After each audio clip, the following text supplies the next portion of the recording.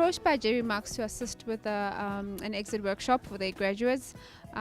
These graduates are third-year students and some of them are honor students. And we were tasked with an interesting and quite an exciting task to help these students with things like CV writing, interview skills, up until getting into the workplace. We have about 130 students that are out here, which is a really great number to work with as a facilitator.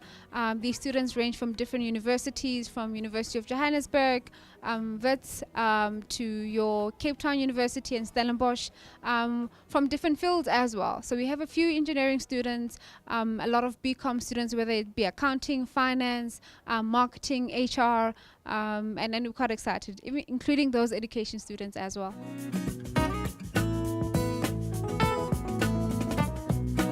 There's a difference between a CV and a resume is that a resume is normally a one-page short description of who you are. There's different templates that you could use, and we've also shared those templates with the students on what a resume looks like. It's really short.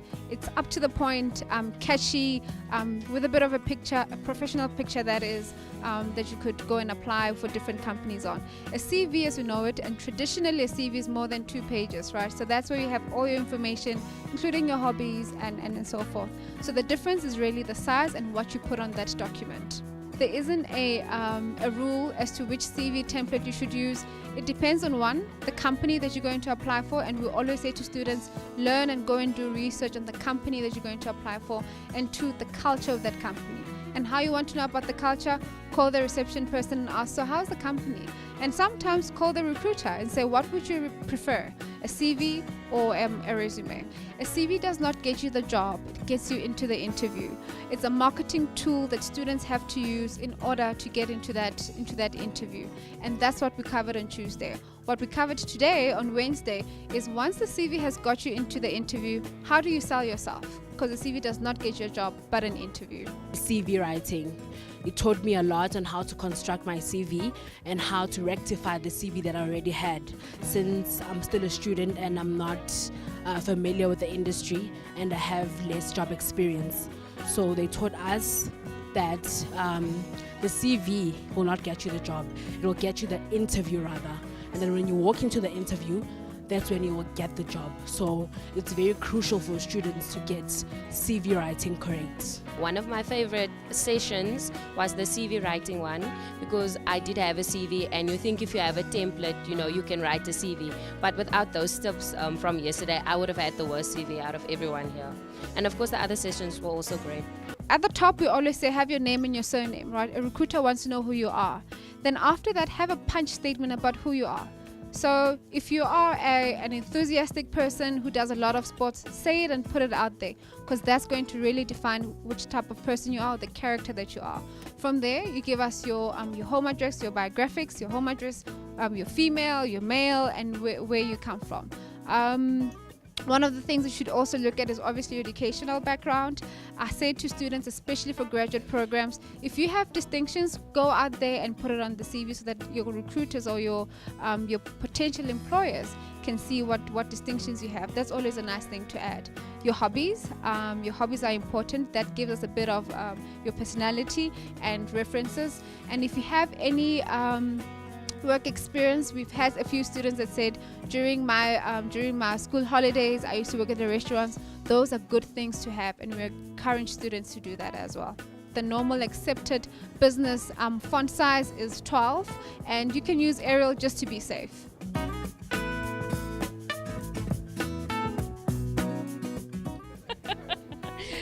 Place of birth. I mean, why do I want to know where you were born, So I don't know why people tend to write their place of birth in there.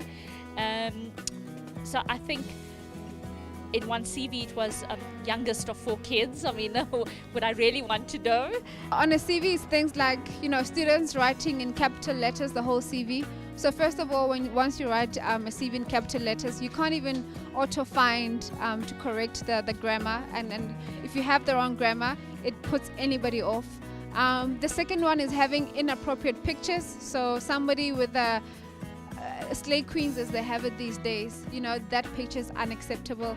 The third common thing that I can think of is not structuring your CV appropriately. It must be appealing to a recruiter or a potential employer when they look at your CV to say, what a professional document, because that says a lot about who you are.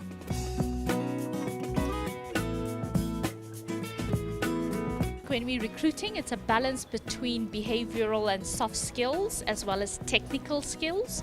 I think it's important to look for confidence and one's ability to be able to fit into a team and into a culture.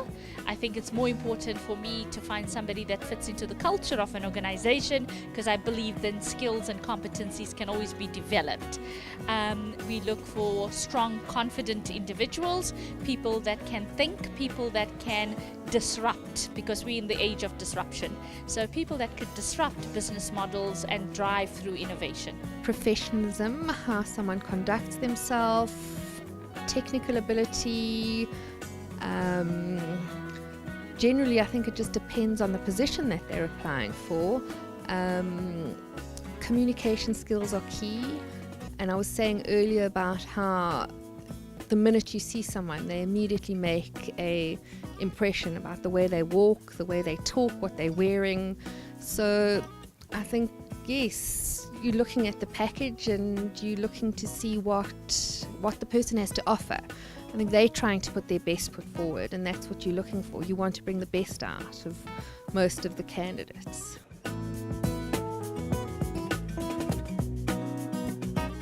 Do's and don'ts during an interviews. The do's, definitely ask questions where you're not clear. So at the end of the interview, when a recruiter says to you, do you have any questions for me? Please do not say, I don't have any question. It makes it appear as if you are less interested in the role or the company. So those are the do's. The do's, do prepare. Preparation, that's important. The do's, power dress, right? Look presentable. When somebody sees you, they must say, I want to be associated with that person. And that's one of the things we spoke about today with our image consultant on how to dress and how to present yourself. So those are the three do's. The don'ts is don't speak low when somebody's speaking to you. Exactly. Don't speak low when somebody's speaking to you. We want to hear you. The don'ts as well is don't be abrupt with the recruiter or your potential employer, and just have good manners. Just have good manners. Never ask about the pay and what is it going to pay. So, I mean, that's a critical thing. And the second thing that I see coming across a lot is never say that you want, in the next 3 years I want to be the executive or the director, or I want to have my own company. I mean, that doesn't show confidence in terms of an employer that wants to take you on and build a relationship. So do's in an interview is absolutely ask the right questions, strategic questions about a company. So prepare yourself and research the company, understand what they stand for, and be prepared with the questions. And the next do is definitely, show insight in terms of the role that you're applying for in the bigger picture of the company that you're going to work for.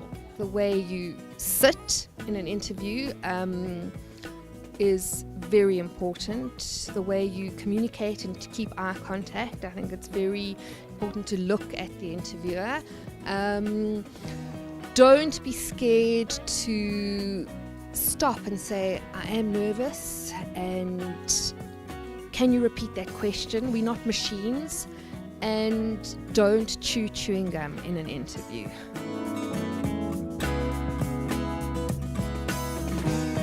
In business, there's things like the elevator pitch. I actually learned that in my MBA with the elevator pitch, and I found that quite interesting.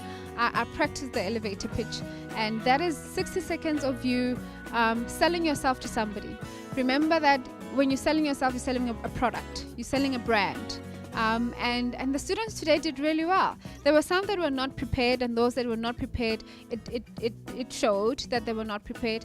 But for those that were prepared, there was a guy who started and he gave us just a hypothesis of who they are, where they come from, and then at the end they said, and my name is so and so. I thought they were so powerful. The whole class was listening to that person, and kudos to that person. What you should have in your mind is exactly what you have in your CV, right? But what you're doing now is that you're giving the recruiter, the panel, a personal touch. So going back to the CV, you have your name, this is who I am, your profile, your statement, your educational background, your bit of experience, your hobbies, and what makes you different. One of the students today spoke about their lectures, and that if you had to ask my lecturer about who I am and what I do, they will tell you that I do 1, 2, 3. If you think about it, that's what you put on your references, right? Your references is somebody's going to give a good referral about yourself. We did the 60-second pitch, and I usually get told that I talk a lot, but today I was very proud because I could present myself in 60 seconds and I got really good feedback. So that was definitely a highlight for me. It means I can talk less. From the 60-second pitch, I just realized that it's one of the most powerful tools that you can use, because it actually determines when or whether people would hire you or consider you for a position. Because how you conduct yourself during that 60 seconds pitch, what you say there, how you say it, the level of confidence that you show is actually a great determinant in what many recruitment agencies are looking for. I learned how to actually present myself in 60 seconds, that if I get into an interview or wherever I go where I have to talk about myself, if I have to tell anybody about myself, I learned how to actually what are the key points that I can actually talk about, what I can actually tell the next person who I am, and how to actually make an impression on that person.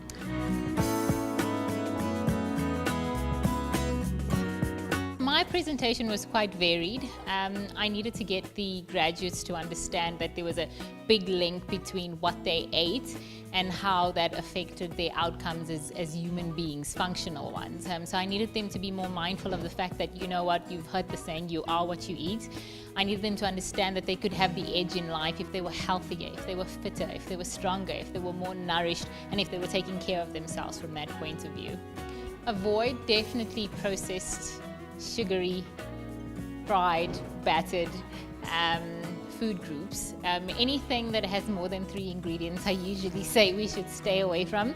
If it grows or if it grazes, you should eat it. The further it gets from nature, the less likely it is that you're going to get all the nutritional value from that food group. So fresh food's always good. Fruits and vegetables should be your go-to snacks of choice. You want to eat lean proteins, you want to eat veggies, you want to get so your brain needs carbohydrates to function, right? But you can get that from vegetables and you can get that from fruits. And so the things that you want to be eating is fish and lean chicken, and you want to be having green vegetables, and you want to have a spectrum of fruits so that you get your antioxidant and phytonutrient supply. You want to just stay away from what's not natural. It was an amazing presentation where I got to share our heartbeat, which stands on if you look good, you feel good, and if you feel good, you perform. And what it is to invest in yourself from a time and from an energy perspective to ensure that when you walk out the house in the morning, you own your confidence, you feel amazing, and you look the part. It's first impression. So people buy people. So the minute you walk into any interview or any meeting or any canteen for that matter, people are looking at you and they're deciding whether or not to buy into you as a brand. So what's amazing about putting it together well in the business world, making sure that you've got no reason to distract from what you are putting out there when you are in the working world.